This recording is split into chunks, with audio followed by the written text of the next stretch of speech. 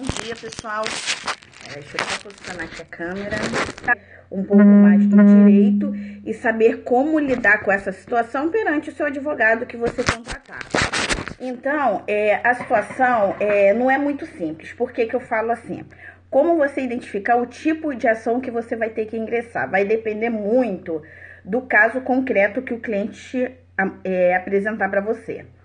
Então, eu vou dar um exemplo, tá, de um caso, e aí a gente vai tentar identificar qual o tipo de ação e o local ideal para poder tramitar essa ação. Então, vamos pegar um exemplo na área de consumidor, tá? Problema com telefonia, cobranças indevidas, cobranças de serviços que não foram contratados pelo cliente, e com isso gerando faturas elevadas, tá? Com valores, e aí você abre protocolo com a operadora, não resolve, você abre protocolo com o órgão fiscalizador, também não resolve, utiliza a forma que eu indico, tá, aos clientes, que é a tentativa de conciliação prévia no tribunal. Eu já gravei um vídeo sobre isso, explicando como realizar esse tipo de reclamação. É viável porque você comprova sua boa-fé perante o juízo, que você tentou de todas as formas resolver de forma administrativa com a empresa antes de ingressar com a ação. Tem pessoas que não utilizam disso, eu utilizo, porque o objetivo da advocacia para mim é atuar de uma forma preventiva, tentar resolver o problema e deixar o judiciário como última opção. Até porque os processos demoram e às vezes o seu direito para ser satisfeito vai demorar muito para que você alcance a sua pretensão que você está querendo discutir num processo. Então, passando por todas essas etapas que eu disse, realmente não conseguindo resolver, terá que ingressar com uma ação em juízo. E aí, qual tipo de ação ingressar? A pública irão elaborar uma inicial para você e distribuir. Você pode contratar um advogado para que compareça com você na audiência, e aí você vai contratar um audiencista para que te represente ou ir sem advogado. Isso é uma opção da pessoa. Ações acima de 20 salários de forma satisfatória para você e for recorrer, aí sim precisa da presença de um advogado. Então, esse tipo de ação poderia ser no juizado, uma ação de obrigação de fazer, que seria o cancelamento das cobranças indevidas com uma declaração de inexistência de dívida, porque você desconhece aquelas cobranças, uma vez que você não contratou o serviço e está sendo cobrado por isso. Sempre recomendo a parte que realize pesquisa no Serasa SPC para ver se a empresa já realizou a negativação do nome da pessoa. Se realizou, terá que requerer uma tutela para impedir que o nome seja negativado, caso ainda não tenha ocorrido, que às vezes você recebe aquela cartinha de comunicação, mas ainda não negativou. Ou se realmente já tiver negativado, você tem que ingressar com a tutela, requerendo a exclusão do nome da pessoa do Serasa e do SPC. Isso é analisado de imediato, para que quando marcar audiência, aí vai se discutir o direito em si, tá? Então, esse tipo de ação pode tramitar em juizado. Agora, quais ações que eu vou dar um exemplo agora de um caso que a princípio deve se discutir numa vara civil e não no juizado. Por exemplo, vamos pegar até um caso de telefonia, não tem problema, mas o caso seria mais complexo porque a empresa afirma que você contratou um serviço e tem um contrato afirmando que foi assinado por você. E aí você desconhece, você alega que você não assinou aquele contrato, que aquela assinatura não é sua, e você discute dizendo que não houve essa contratação e tudo. Tentou todas as formas administrativas, muitas das vezes não consegue êxito, e aí você realmente tem que ingressar com uma ação em juízo. E aí, porque nesse caso a ação não pode ser no juizado? Porque como há uma discussão sobre assinatura em um documento em que vai precisar de um exame grafotécnico, é o nome chamado exame grafotécnico, é o exame que vai verificar a autenticidade da assinatura da pessoa, confrontando com o contrato, para verificar se aquela assinatura é ou não da parte. A gente necessita de uma perícia, não pode. Neste caso, o processo tem que tramitar na vara civil. Uma ação pode continuar sendo de obrigação de fazer, que é parar de realizar as cobranças e com uma declaração de inexistência de dívida, uma vez que você desconhece aquelas dívidas que a empresa te cobra. E aí pode haver o pedido de dano moral, tá?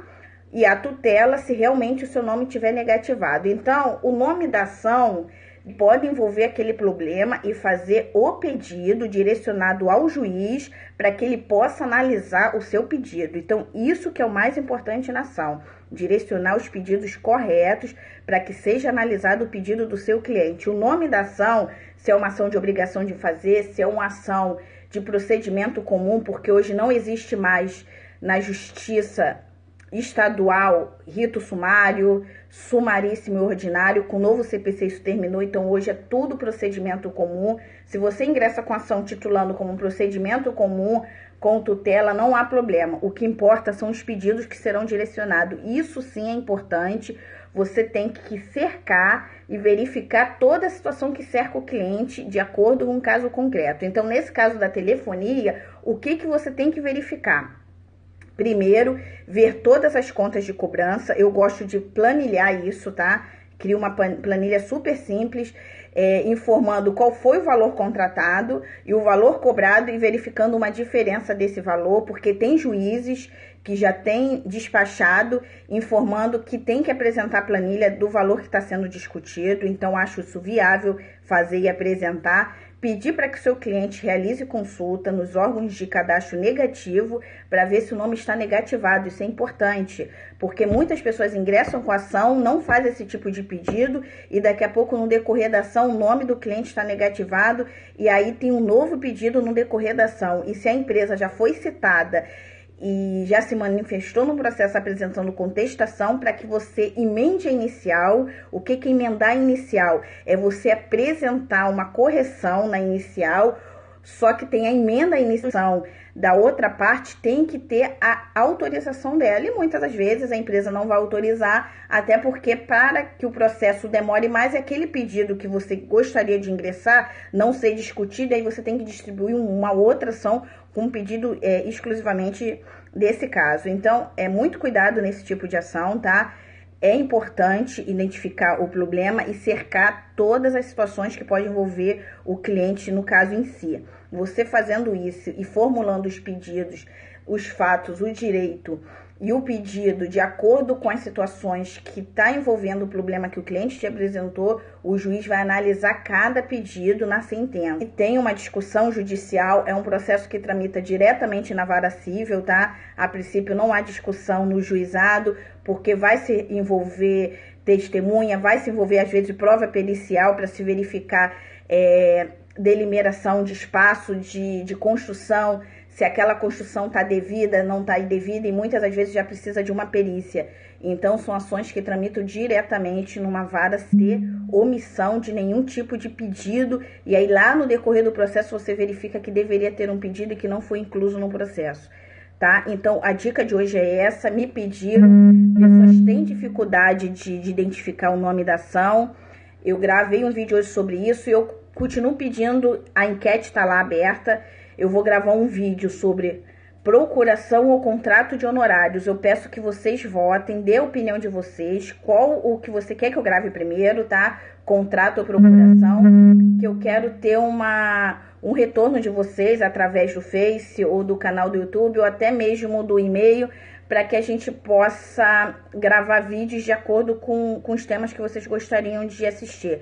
Então, a enquete lá é um vídeo sobre procuração, instrumento particular, que é a procuração dado ao advogado, e como executar esse contrato para ambas as partes, tá? Tanto para advogado como para cliente, sim. Então, peço que vocês votem lá, e aí durante a semana eu vou gravar um vídeo sobre esse tema que foi escolhido aí pela maioria. Então, lá, nosso canal de contato é o e-mail cursodepraticajurídica@gmail.com.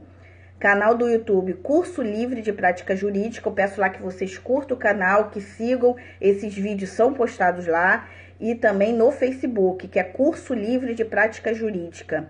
Lá, além da postagem dos vídeos, são postadas matérias de decisões recentes do tribunal, para que vocês fiquem atenados a decisões recentes que o tribunal tem decidido, e vídeo sobre o tema, tá bom? Ótimo dia aí para todos e até o próximo vídeo.